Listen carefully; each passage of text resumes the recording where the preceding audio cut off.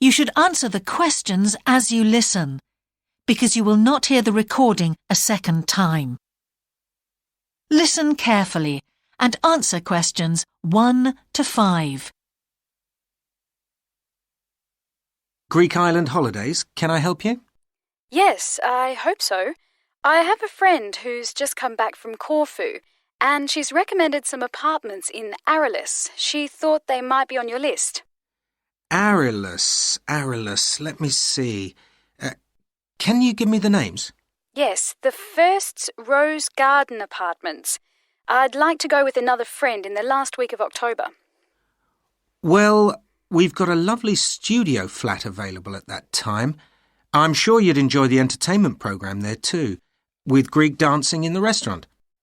And the cost for each of us? £219. That sounds very reasonable. I'm just jotting down some notes. Now, the second one she mentioned was called Blue Bay. Blue Bay. Yes, in fact, that's very popular, and it has some special features. Really? The main attraction is the large swimming pool with salt water. Much healthier, I understand. That's right. And it isn't far from the beach either, only 300 metres. And only around half a kilometre to some shops, so you don't have to be too energetic. Is it much more expensive than the first one? Let me just check. I think at the time you want to go, it's around £260. No, £275 to be exact. Right, I've got that. Now, there are just 2 more apartments to ask you about. I can't read my own writing. Something to do with sunshine, is it? I think you meant the Sunshade Apartments. They're on a mountainside. Any special features? Yes, each room has its own sun terrace, and there are shared barbecue facilities. Ooh, sounds lovely. Yes, it is rather well equipped. It also provides water sports. It has its own beach. There are facilities for water skiing. Any kite surfing? My friend's quite keen. Not at the hotel, but I'm sure you'll find some in Arelis. There's also satellite TV in the apartments. And how much is that one? £490 with 2 sharing. You mean £245 each? I'm afraid not. Each person has to pay that amount, and there must be at least 2 in an apartment.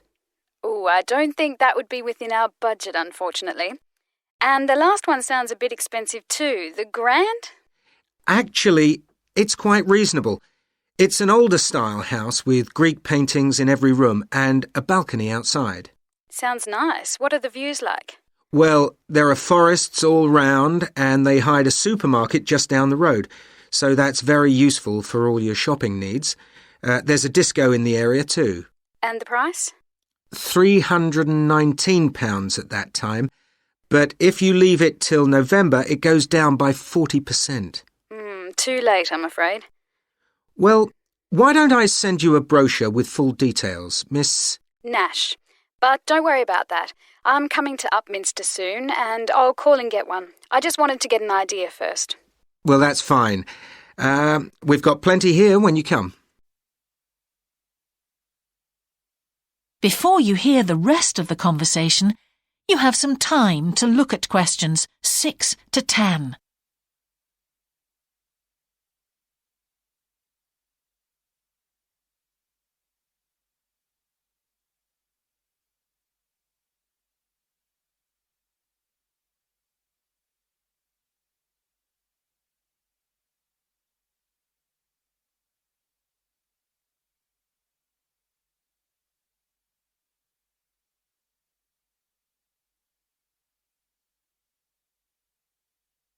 Now listen and answer questions 6 to 10. If you've got a minute, could I just check a couple of points about insurance? I got one policy through the post, but I'd like to see if yours is better. Fine. What would you like to know? Well, the one I've got has benefits, and then the maximum amount you can claim. Is that like yours? Yes, that's how most of them are. Well, the first thing is cancellation.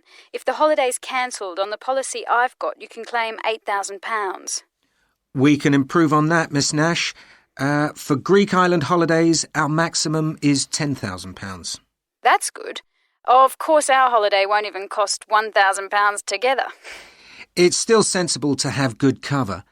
Now, if you go to hospital, we allow £600. Yes, mine's similar.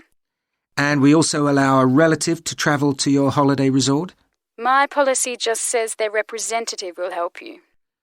You can see there's another difference there. And what happens if you don't get on the plane? Nothing, as far as I can see on this form. Don't you have missed departure? No, I'll just jot that down. We pay up to £1,000 for that, depending on the reason. And we're particularly generous about loss of personal belongings, up to £3,000, but not more than £500 for a single item. Then I'd better not take my laptop. Not unless you insure it separately. OK, thanks very much for your time. You've really been helpful. Can I get back to you? Your name is... Ben Ludlow. That's Ludlow. I'm the assistant manager here. I'll give you my number.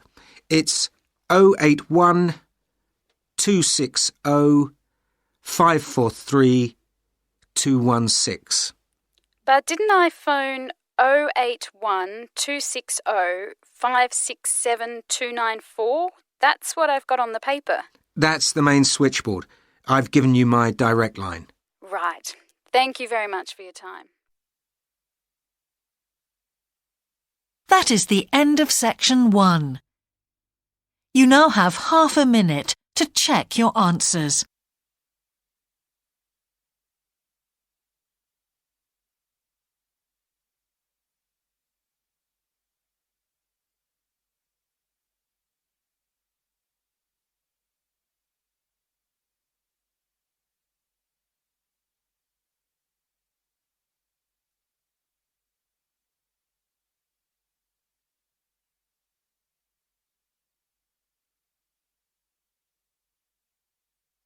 Now turn to section 2.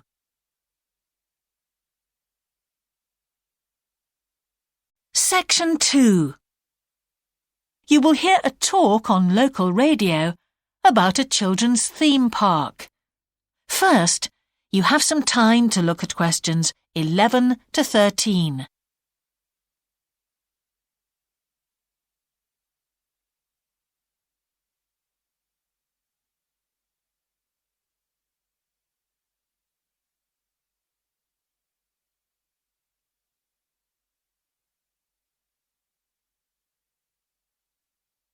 Now listen carefully and answer questions 11 to 13.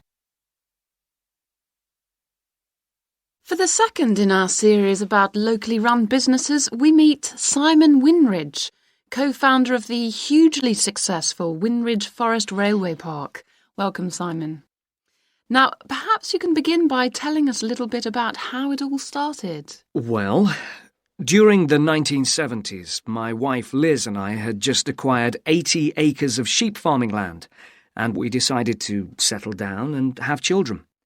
Pretty soon we had a daughter, Sarah, and a son, Duncan. The place was wonderful for the kids. They particularly loved trains and gradually built up an enormous network of miniature railway track. I began to develop larger-scale models of locomotives, but we didn't think anything more of it until I went on a trip to a theme park near Birmingham and decided we could do a much better job. So we set up a small one ourselves, based on the miniature railway, and we opened to the public for just a month that year, 1984, in July, our driest month, because our children said they didn't want our guests to have a miserable wet visit. I dealt with park business and Liz carried on with the farm work. It soon became clear that we were onto a winner. We began to extend the railway track and lay it among more interesting landscape by planting trees, which in turn attracted more wildlife, and by making cuttings through the rock. Nowadays, we're open all year round, and we're pleased to say that Winridge is one of the most popular visitor attractions in the area, with 50,000 visitors a year. 1.5 million people have been through our doors since we opened. Before you hear the rest of the talk, you have some time to look at questions 14 to 20.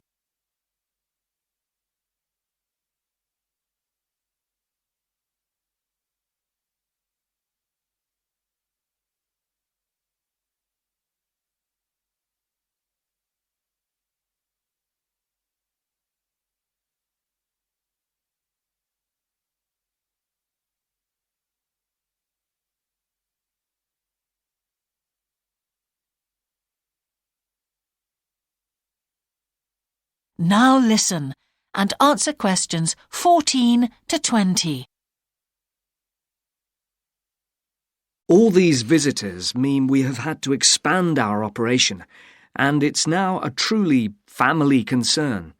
I'm near to retirement age, so I only concern myself with looking after the mechanical side of things, keeping the trains going. Liz now devotes all her energies to recruiting and supporting the large squadron of workers, which keep the place running smoothly. We're really pleased that, after some years away teaching, Sarah has now returned to the park and makes sure the visitors are kept fed and watered, which keeps her pretty busy, as you can imagine. Our son Duncan has been a stalwart of the park for the last 10 years, taking over from me in the area of construction. And I'll say a little bit more about that in a moment. And his new wife, Judith, has also joined the team in charge of retail. That's becoming a tremendous growth area for us. A lot of people want to buy souvenirs. Mm-hmm. So have you finished your development of the site for the moment? Not at all. We're constantly looking for ways to offer more to our visitors. The railway remains the central feature, and there's now 1.2 kilometres of the line laid, but we'd like to lay more. Because of the geology of the area, our greatest problem is digging tunnels, but we're gradually overcoming that. We're also very pleased with a new installation of the go-kart arena, which is 120 square metres in area. Again, the problem is the geology. We had to level the mounds on the track for safety reasons. We wanted to enable 5 to 12-year-olds to use the go-karts. And the main attraction here is the Formula One kart. We've known fights to break out over who gets it. And then, finally, to our most recent development, which is the landscape swimming pool. That is the end of section 2. You now have half a minute to check your answers.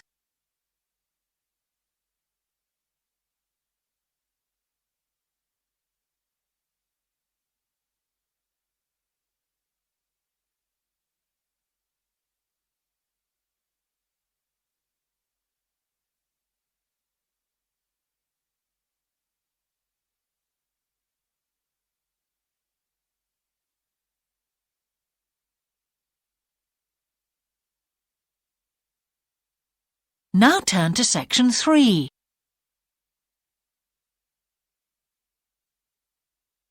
Section 3.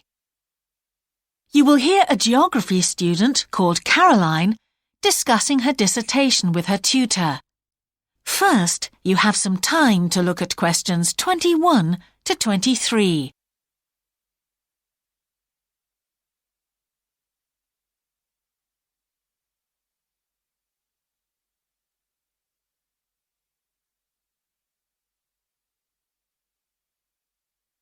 Now listen carefully and answer questions 21 to 23.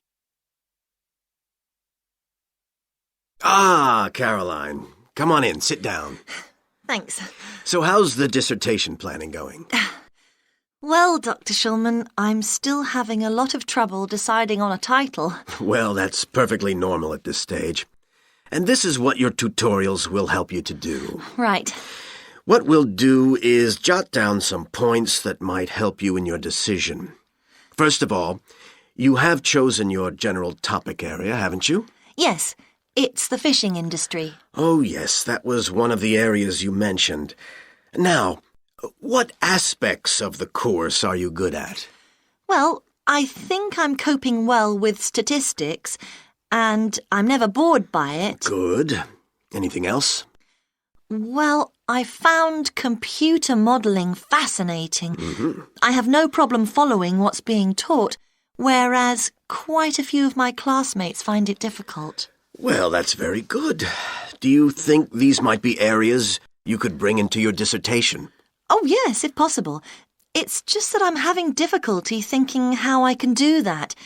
You see, I feel I don't have sufficient background information. I see. Well, do you take notes? I'm very weak at note-taking. My teachers always used to say that. Well, I think you really need to work on these weaknesses before you go any further. What do you suggest? Before you hear the rest of the tutorial, you have some time to look at questions 24 to 30.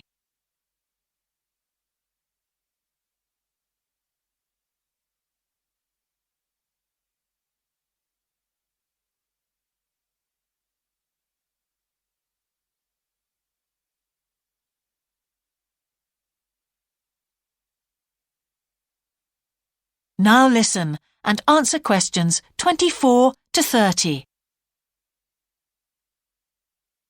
Well, I can go through the possible strategies with you and let you decide where to go from there. Okay, thanks.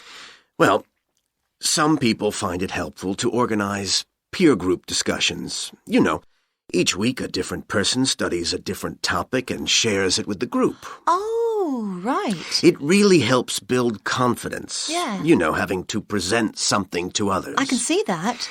The drawback is that everyone in the group seems to share the same ideas.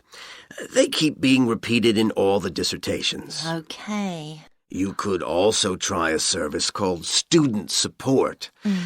It's designed to give you a structured program over a number of weeks to develop your skills. Sounds good. Yes. Unfortunately, there are only a few places. Ah. But it's worth looking into. Yes, of course. I know I've got to work on my study skills. And then there are several study skills books you can consult. Right. They'll be a good source of reference. But the problem is, they are sometimes too general. Yes, that's what I've found. Other than that, I would strongly advise quite simple ideas, like using a card index. Well, yes, I've never done that before. It's simple, but it really works because you have to get points down in a small space. Another thing I always advise is don't just take your notes and forget about them. Read everything 3 times. That'll really fix them in your mind. Yes. I can see it'd take discipline, but... Well, if you establish good study skills at this stage, they'll be with you all your life. Oh, yes, I completely agree. It's just that I don't seem to be able to discipline myself. I need to talk things over. Well, we'll be continuing these tutorials, of course. Let's arrange next month's now. Let's see. I can see you virtually any time during the week starting the 22nd of January. What about the 24th? I'm free in the afternoon. Sorry, I'm booked then. What about the following day? The Thursday? Yeah? I can make the morning. Fine. We'll go for the 25th then. That's great. Thanks. That is the end of section 3. You now have half a minute to check your answers.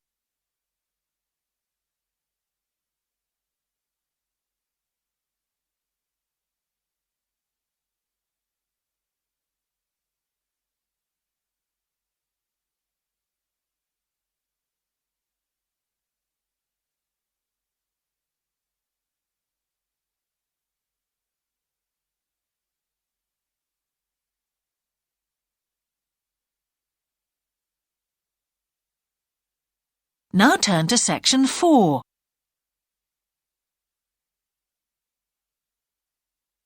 Section 4. You will hear part of a lecture about an experimental design for a house. First, you have some time to look at questions 31 to 40.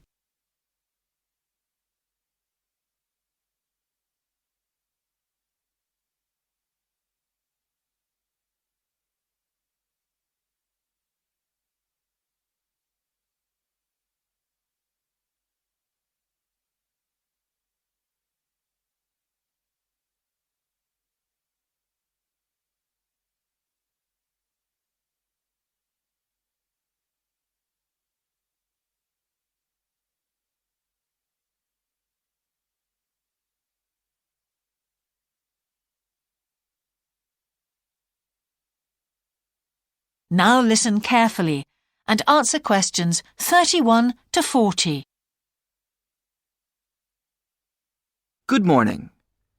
In the last few lectures, I've been talking about the history of domestic building construction. But today, I want to begin looking at some contemporary experimental designs for housing. So, I'm going to start with a house which is constructed more or less under the ground. And one of the interesting things about this project is that the owners, both professionals but not architects, wanted to be closely involved, so they decided to manage the project themselves. Their chief aim was to create somewhere that was as environmentally friendly as possible. But at the same time, they wanted to live somewhere peaceful. They'd both grown up in a rural area and disliked urban life. So the first thing they did was to look for a site, and they found a disused stone quarry in a beautiful area. The price was relatively low, and they liked the idea of recycling the land, as it were. As it was, the quarry was an ugly blot on the landscape, and it wasn't productive any longer either. They consulted various architects and looked at a number of designs before finally deciding on one. As I've said, it was a design for a sort of underground house, and it was built into the earth itself, with 2 stories. The north, east, and west sides were set in the earth, and only the sloping south-facing side was exposed to the light. That was made of a double layer of very strong glass. There were also photovoltaic tiles fixed to the top and bottom of this sloping wall. These are tiles that are designed to store energy from the sun. And the walls had a layer of foam around them too to increase the insulation.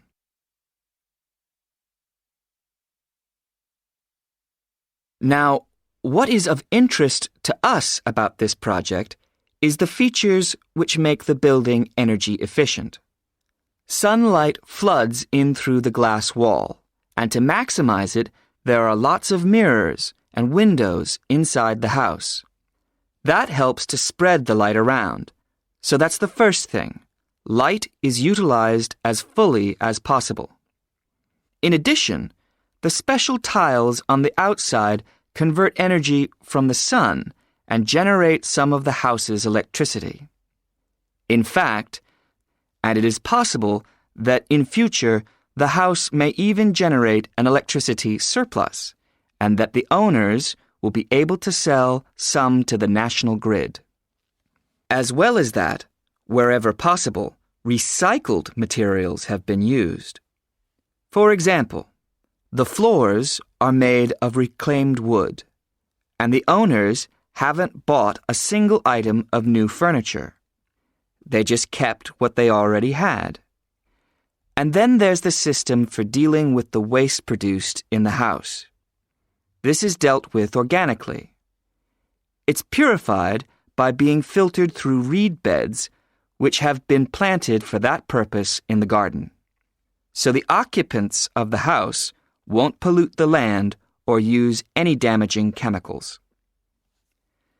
It's true that the actual construction of the house was harmful to the environment, mainly because they had to use massive amounts of concrete, one of the biggest sources of carbon dioxide in manufacturing. And, as you know, this is very damaging to the environment. In total, the house construction has released 70 tons of carbon dioxide into the air.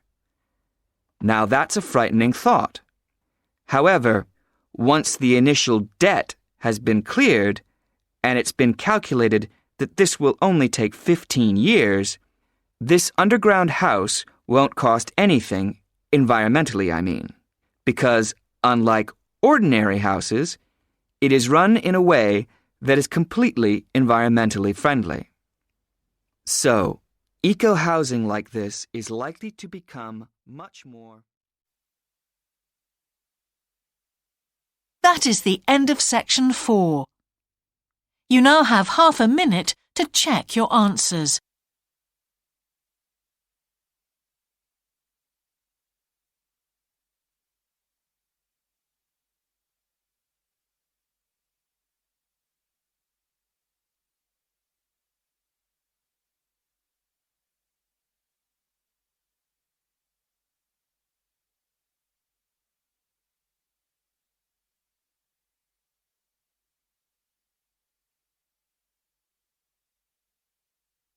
That is the end of the listening test.